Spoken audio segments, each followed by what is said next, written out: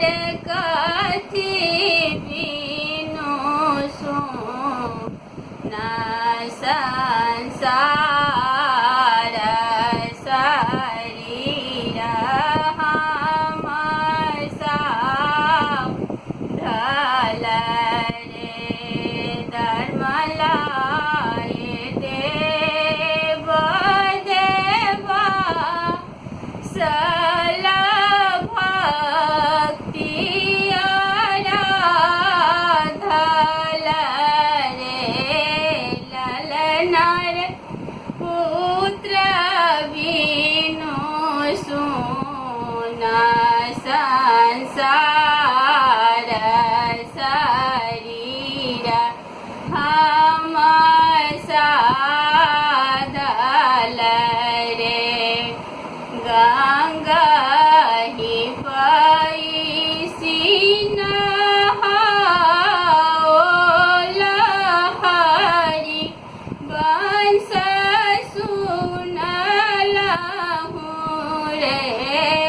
ललनार से हो दुख दई बाबू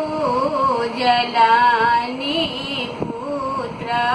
फल देलानी रे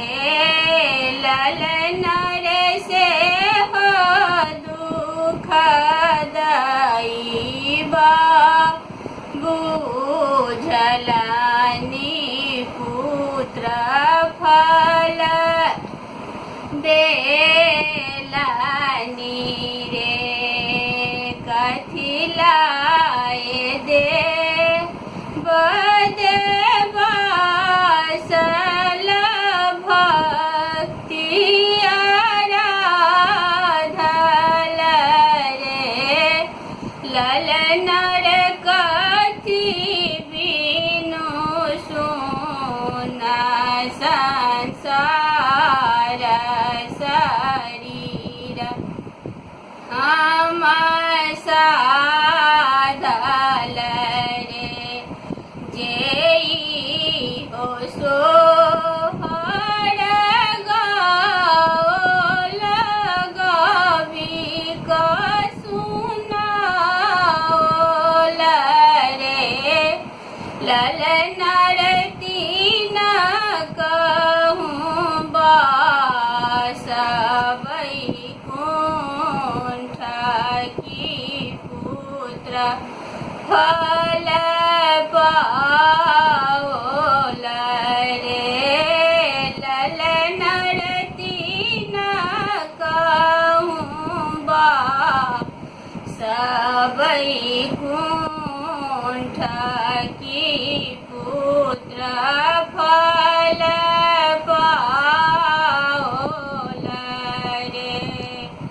ललनार तीन कहूँ बास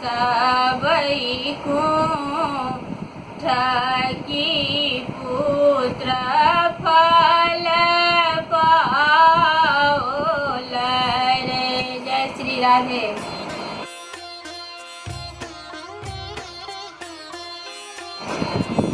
सब गोटा के हम एक साथ करै छी भादव महीना में एक साथ भादव के सब क्यों करे जाए शरीर के लिए